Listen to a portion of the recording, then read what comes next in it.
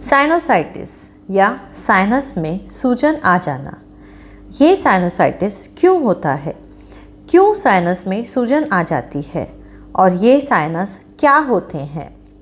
यदि किसी को साइनोसाइटिस है तो उनको कौन से सिम्टम्स आते हैं और कौन सी होम्योपैथिक दवाई उनको लेनी चाहिए, उसके साथ साथ किस बात का ध्यान रखना चाहिए, यही सब बातें आज अपने इस वीडियो में मैं आपसे शेयर करूंगी। तो यदि आपको वीडियो पसंद आए तो प्लीज़ उसे लाइक करें, शेयर करें, चैनल पर नए हैं तो उसे सब्सक्राइब करें और नए वीडियो की जानकारी के लिए बेल आइकॉन को प्रेस करें। Welcome to my YouTube channel Niramya 7। What are sinuses? तो sinuses are the interconnected cavities in the skull. ये साइनस हमारे दो आइज़ के ऊपर हैं जिनको हम फ्रंटल साइनस कहते हैं। टू बिसाइड्स आर नोज, जिसे हम इथमोइडल साइनस कहेंगे। To behind our nose, nose के पीछे जो स्फेनोइडल साइनस है, और दो चीक बोन्स में जिनको हम मैक्सिलरी साइनस कहते हैं। These sinuses are normally filled with air.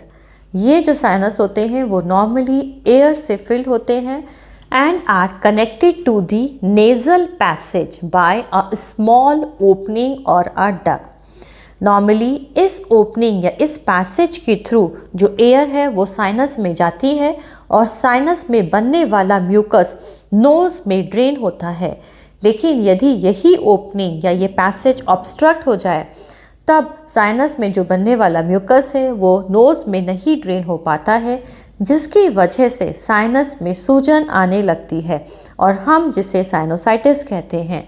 अब क्या कारण होते हैं साइनोसाइटिस होने के? First is allergic rhinitis.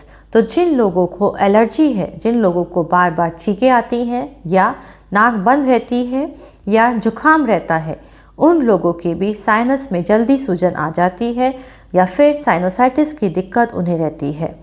Second is recurrent cough and cold. अब बार बार सर्दी जुकाम होने की वजह से भी साइनस का जो म्यूकस है वो पूरा ड्रेन नहीं हो पाता है और साइनोसाइटिस की दिक्कत रहती है। Third is nasal polyp. जिन लोगों की नाक में एक पॉलिप होता है उन लोगों का भी जो पैसेज है वो मोस्टली ऑब्स्ट्रक्ट रहता है और साइनोसाइटिस की दिक्कत उन्हें हमेशा रहती है। या फिर फोर्थ इज़ DNS यानी कि डेविएटेड नेज़ल सेप्टम। जो आपके नाक के बीच की कार्टिलेज है वो यदि एक तरफ शिफ्ट हो जाए तो उसका जो पैसेज है नोज़ का वो भी ऑब्स्ट्रक्ट हो जाता है और साइनोसाइटिस की दिक्कत रहती है। साइनस में जल्दी सूजन आने लगती है। Fifth is week immune system. जो लोग कुछ मेडिसिन लेते हैं किसी बीमारी की वजह से या जिनकी इम्यूनिटी वीक है, उनके भी जो साइनस है वो जल्दी सूजने लगते हैं, म्यूकस ड्रेन नहीं हो पाता है और साइनोसाइटिस की दिक्कत उन्हें बनी रहती है। अब what are the symptoms of this sinusitis? तो साइनस में आपको सर्दी जुकाम काफ़ी दिन तक रहता है या फिर pressure over the root of nose. आपके नोज़ के ऊपर या फिर यहाँ पर आपको दुखन होगी, आप छुएंगे दबाएंगे तो आपको दुखन होगी।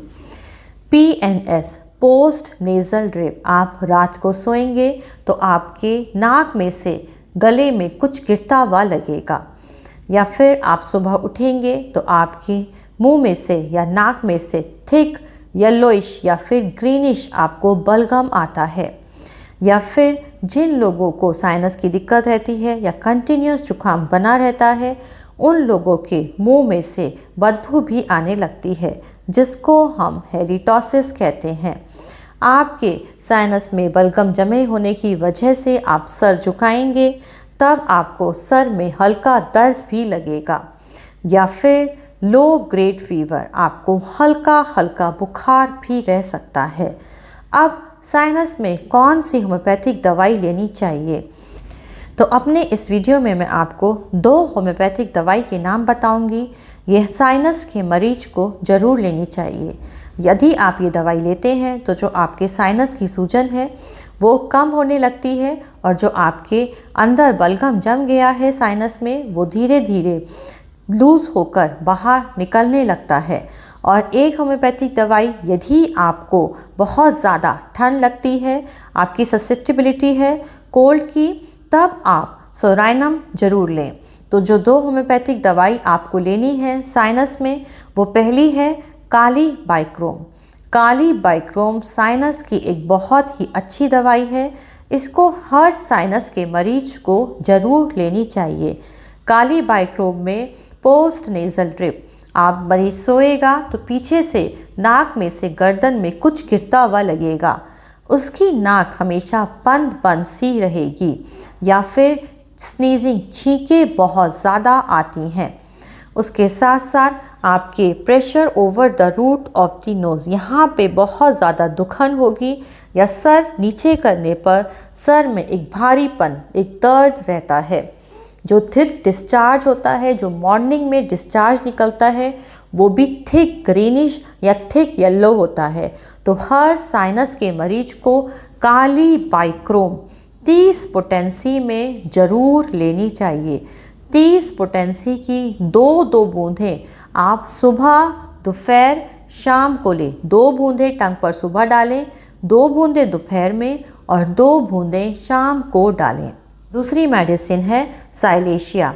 इसमें भी बार बार ठंड लगेगी, बहुत ज़्यादा छींकें आएंगी, या फिर जो नोज़ है वो अंदर हार्ड हो जाएगी, जिसको आप निकालना चाहेंगे तो ब्लीडिंग भी हो सकती है। तो साइलेशिया और काली बाई दोनों ही साइनस के मरीज को ज़रूर लेनी चाहिए। काली बाई को आप 30 पोटेंसी में लें और साइलेशिया को भी आप 30 पोटेंसी में ही लें। 30 पोटेंसी की 2 बूंदें आप सुबह, दोपहर, शाम को लें। 2 बूंदें सुबह अपने टंग पे डालें, 2 बूंदें दोपहर में और 2 बूंदें शाम को अपनी टंग पर डालें।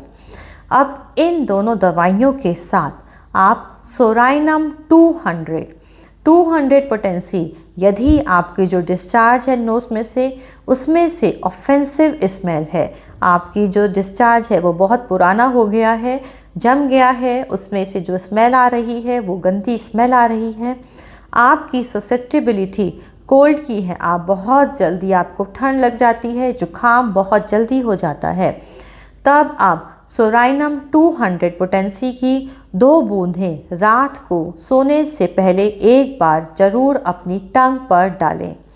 और ऐसे मरीज जिनको बार बार ठंड लग जाती है, उनको सोराइनम 1 m पोटेंसी में ज़रूर लेना चाहिए। 1 m potency decreases the susceptibility to cold.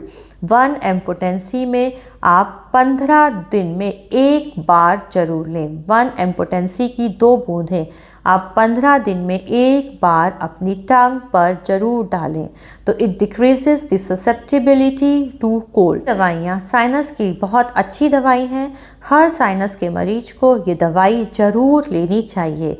इस दवाई के साथ साथ मैनेजमेंट पार्ट में मरीज स्टीम ज़रूर ले। स्टीम भी जो म्यूकस है, जो जम गया है साइनस के अंदर, उसको पतला करती है और बाहर निकालती है। स्टीम ले। यदि आप स्टीम नहीं ले पाते हो तो हॉट शावर या हॉट बाथ लें। उसका भी यही काम है कि आपके जो म्यूकस है, जो अंदर जम गया है साइनस में, उसको पतला करेगी और बाहर निकालने में मदद करेगी। इसके साथ साथ आप पानी खूब पिएं, जिससे कि जो आपका म्यूकस है वो पतला रहे। इन बातों का आप ध्यान रखें और इन दवाइयों को आप ज़रूर लें। मैं अपने नेक्स्ट वीडियो में आपसे फिर मिलूँगी, फिर किसी बीमारी के साथ, उसमें दी जाने वाली होम्योपैथिक दवाई और उस बीमारी में आपको किस बात का ध्यान रखना है, यही सब बातें लेके। आज का वीडियो आपको पसंद आया हो तो प्लीज़ उसे लाइक करें, शेयर करें। चैनल पर नए हैं तो उसे सब्सक्राइब करें और नए वीडियो की जानकारी के लिए बेल आइकॉन को प्रेस करें।